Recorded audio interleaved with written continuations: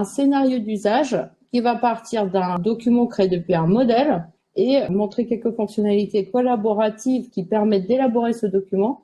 Et puis ensuite, bien sûr, la signature en fin de processus.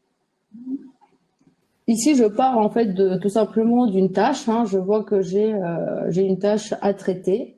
Ces tâches, c'est quoi en fait? Là, c'est ce que j'appelle les post-it collaboratifs. Donc, c'est la méthodologie Kanban. L'idée ici, c'est d'avoir sa to-do list avec les documents liés, la réunion associée, les participants et bien sûr le ou la responsable. Et depuis ma tâche, je vais directement sur mon document de travail. Je vois également d'ailleurs depuis mon document qu'il y a une tâche associée dessus. Maintenant, j'ai besoin de l'éditer.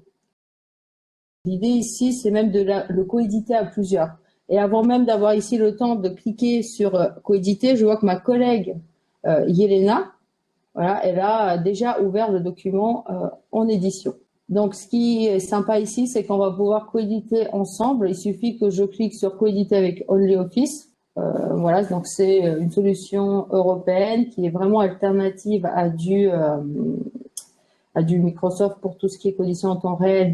Et on va pouvoir comme ça rédiger le fichier. C'est très important la partie coédition parce que, comme je disais tout à l'heure, si on doit être 6 et s'attendre mutuellement, c'est compliqué. Et en plus, il faut vraiment que ce soit compatible avec des formats Microsoft puisqu'on l'utilise beaucoup, ce qui est ici le cas. Donc là, c'est vraiment ce que je disais tout à l'heure en début de présentation. L'objectif ici, c'est j'arrive sur un document, je sais que c'est la bonne version. J'ai aucun doute sur le fait que c'est pas un doublon, pas une erreur.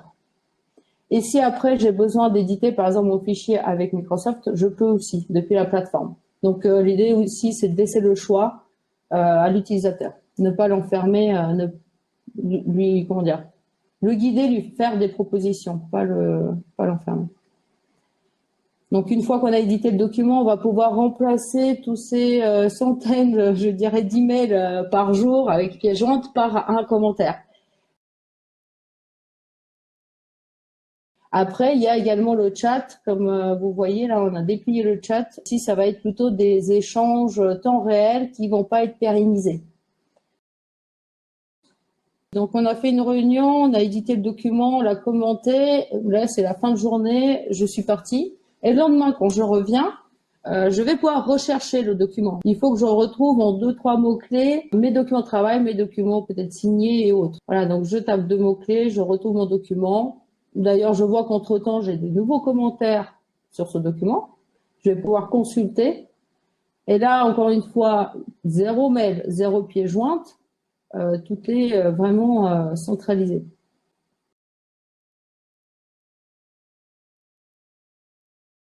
Ensuite, j'ai besoin de créer une publication PDF. Donc, c'est-à-dire, c'est plus un document de travail. Là, je pars du principe que mon document de travail est fini.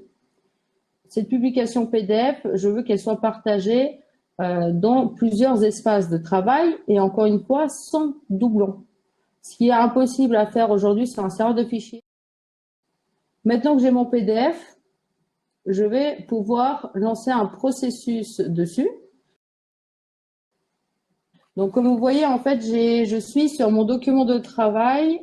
Je n'ai pas quitté la page du document de travail pour faire l'édition. Je n'ai pas quitté pour faire les commentaires. Je n'ai pas quitté pour regarder où est partagé ce document, c'est-à-dire les emplacements. Et je n'ai pas quitté non plus pour aller voir, jeter un coup d'œil dans le chat. Et pareil, depuis la page de mon document, je lance directement le processus. On peut très bien le faire avec un contact qui n'est pas utilisateur. Et depuis ma notif, en fait, je clique et j'arrive sur la tâche. Et de là, je clique sur signer le document. Et je vais pouvoir vérifier mes infos, c'est-à-dire mon nom, prénom, email, numéro de téléphone. GoFast va aussi historiser les différentes étapes du processus. Et je signe tout simplement. Donc, voilà, ici, c'est une signature avancée. Donc, je mets ma pièce d'identité. Donc, c'est très, très simple.